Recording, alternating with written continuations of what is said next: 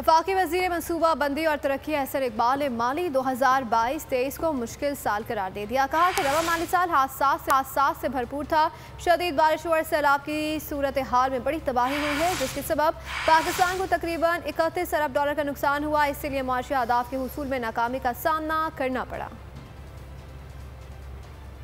साल गुज़श्ता साल था या जो रवां साल ख़त्म होगा, this was an year of force majeure.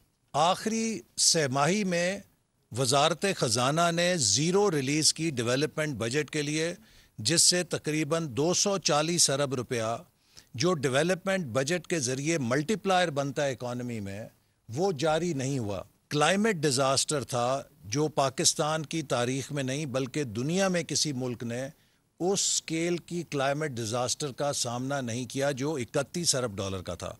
तो लिहाजा जो साल फोर्स मेजोर का साल हो, जिसमें इतने बड़ी माशी और कुदरती आफात आई हों, उसमें आप उस साल के नंबर्स को टारगेट्स के साथ कंपेयर नहीं कर सकते। बजट 2023 वादों से इरादों तक का सफर और इससे जुड़ी अवाम की नई उम्मीदें। सरकारी मुलाजिम, मजदूर या हो कारोबारी, टिकटिकी बांधे सबकी नजर है इस साल के बजट पर। क्या हो पाएगी बचत, मिलेगा रिलीफ?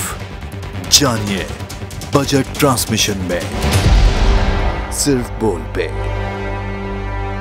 अदलो इंसाफ की बात सब करते हैं, पर हकीकत में सच के साथ निडर होके खड़े रहने की जुर्रत नजर नहीं आती। बोल ने तश्कील दी 10 कोर्ट रिपोर्टर्स की टीम, जो केस की बेस तक जा पहुंचे। पैनल पे सफ़े अव्वल के legal experts, court round up Neelam Arshad के साथ, सिर्फ बोल पे। सब्सक्राइब करें और बेल दबाएं ताकि कोई खबर रह न जाए।